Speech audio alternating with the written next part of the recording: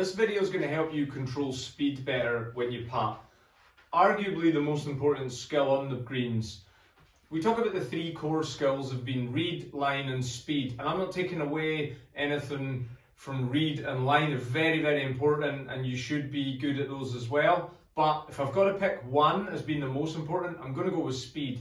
Reason being, it's the hardest one. And the reason we know that is, look at our misses. We're quite often a good few feet short or a good few feet long, but how often are we miles wide? Not as often.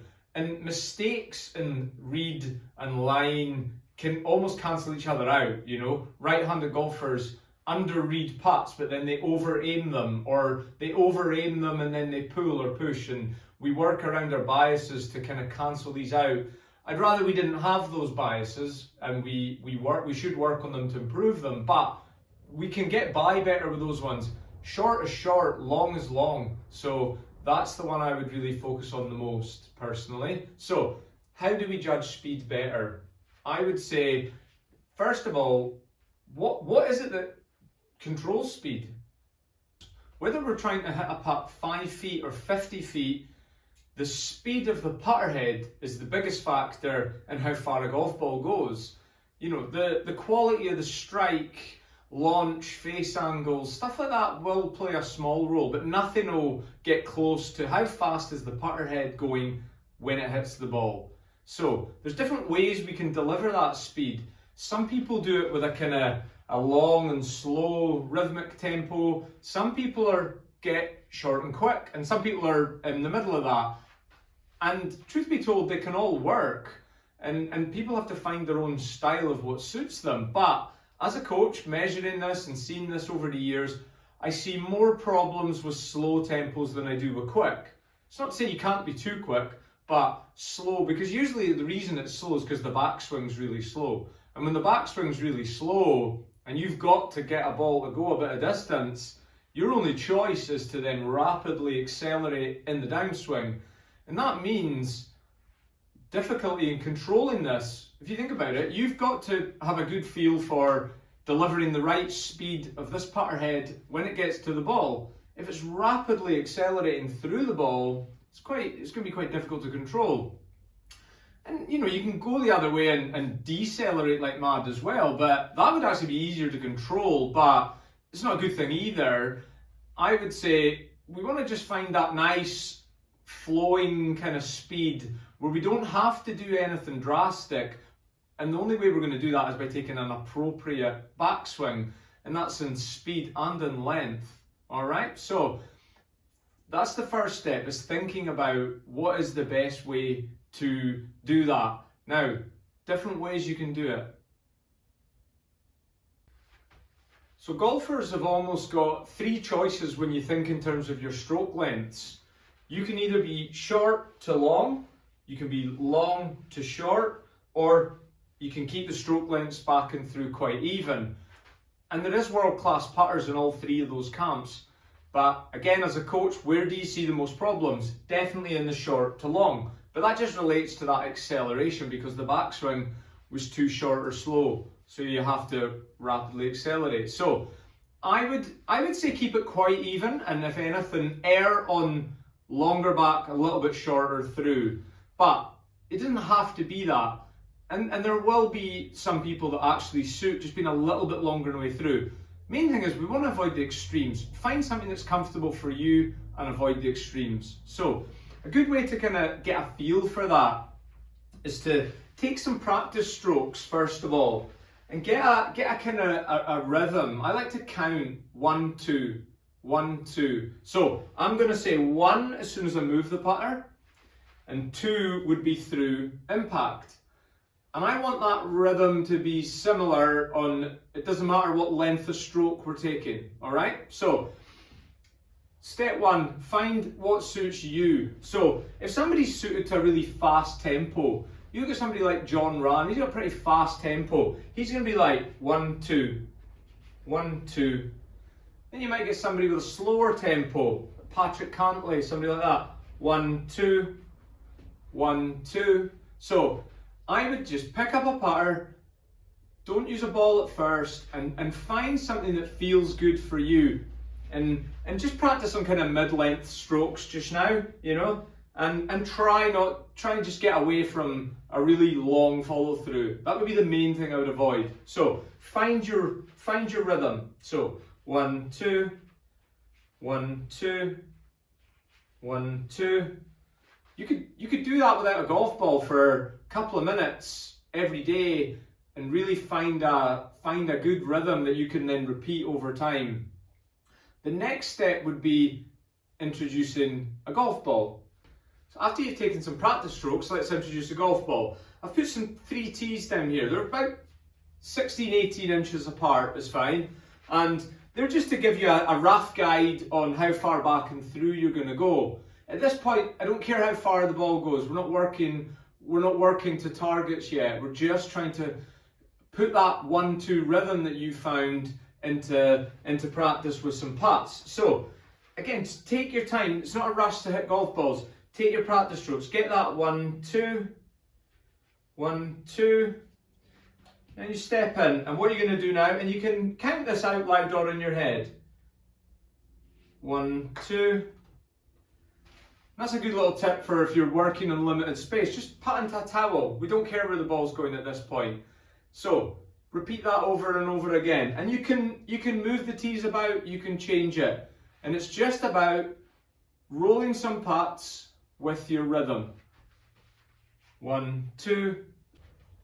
Okay, after you've found your personal 1, 2, and you've done a bit of practice with it on the same length stroke, a kind of mid-range 15, 16, 18 inch back stroke, and about the same on the way through. The next phase is to keep practicing your 1, 2, but on different length strokes. All right, so we want to roughly stick, we don't need to be exact, but we want to stick to a similar rhythm, because I see a lot of golfers, if I was watching them hit a 10-foot putt, the rhythm might be 1, 2, and then if I see them hit a 40-foot putt, it's like 1, 2. It's quite different. So I like golfers to have a similar rhythm on all their putts. It doesn't need to be exact, it doesn't need to be perfect, and it is harder on longer putts to stick to it, because the main thing people have to do, if they don't naturally do this, which a lot of people don't, is when they get a long putt, their tempo, the time that the putter's in motion is a lot longer. So I'd rather they speed that up on the longer putts. And actually, once you get used to that, your life becomes easier, because you can send a golf ball 50 feet very easily when you've got a faster backswing. But you've got to be used to it, and you've got to be comfortable with it, and you've got to calibrate it so that you can actually judge the distance. But that's another step. Step 1 is getting used to these different length strokes with your 1, 2. So I've got 4 tees now, roughly 10, 12 inches apart. Doesn't need to be exact. So the first one is where you start with the putter head. So I've got a short, a medium, and a long backswing. And remember, we want that 1, 2 rhythm to be similar all the time. So don't worry about a golf ball just now. Just practice the practice strokes. So it's 1, 2, 1, 2, 1, 2. All right? We don't need to be exact. Just make sure you're taking a shorter, a bit longer, and a bit longer again. And you don't need to watch the putter head going back or anything like that. The focus here is that 1, 2. And just know that you're taking different length strokes. All right, one more time. 1, 2, 1, 2, 1, 2. All right, and then you can add in a golf ball if you like and roll some putts. But right now it's just that 1, 2, 1, 2, 1, 2, whatever suits you. Part 2 of this video will be around how you can then start bringing in targets and improving it in real golf course situations. But first things first, let's get the technique nailed down, and then we'll get into the targets. Okay, so the second part of this video is about how do we now start bringing in targets. We've picked our rhythm and we've got used to it, and we've got a good feel for it now, and we've got a feel for it on different lengths of strokes. suitable for different length of putts. Now we want to bring in targets. So there's various ways you can do this. It's difficult with limited space, which I love. This is the Scottish winter as I'm shooting this video, so it's hard to get out on a proper putting green. But if I was on a proper putting green, I'd be using ghost holes, little discs, flat rubber discs.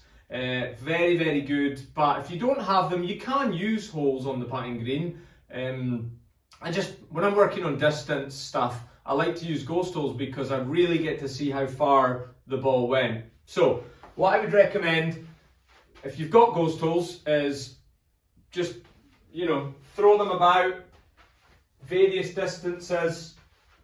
Obviously these are just short distances. As I said, I'm working indoors.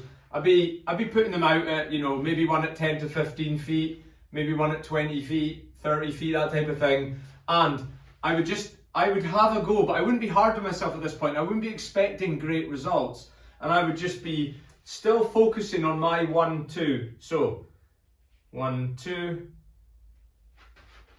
1-2, and just roll some putts to your ghost holes or to real holes. You can even use coins and ball markers, put something down, and just see if you're starting to get a feel for distances. But don't be too hard on yourself at first, all right? It is not easy it depends how big a change. If you've had to make a big change to adapt to this, that's going to be harder. And it's like any change, be patient, stick with it, results come, but it's not an overnight fix, all right? None of the best changes really are. So work with some ball markers, coins, ghost holes, whatever you've got, or real holes, and just have a go to targets without being too hard on yourself. But I'm more interested in the technique right now than the results. When you come to play golf, results are all that matter. But right now we're still in the phase of getting used to a change, all right? So practice to different targets with that 1-2 rhythm. And remember, shorter putts need shorter backswings, longer putts, longer backswings, but we're sticking to that same rhythm. The final piece to this, and this is optional, not everybody's going to want to do this, and that's completely fine, is to then apply all of this to a baseline putting stroke. So I've gone back to the 3 tees here that are roughly 16-18 inches apart. I've been doing this for quite a while myself, and it helps me calibrate a green speed for wherever I'm playing, whether I'm playing my home course or a new course. So I could do this almost with my eyes closed now because I've been doing it a while. I've got a baseline putting stroke. So I'm going to go to there and to there. I will go on a putting green usually with 2 golf balls, and if I'm pressed for time and I've only got a few minutes on the putting green before I tee off, this is the first thing I would do. Put my 2 golf balls down. I don't need to put tees down because I've been doing this long enough, and I'll roll a baseline stroke, and then I'll roll another one, 2 golf balls. I'll then pace out how far that goes. For my baseline stroke on slow greens this time of year in Scotland, it will go about 20 feet. On quick greens, it will go about 30 feet. So say on average it goes 25 feet.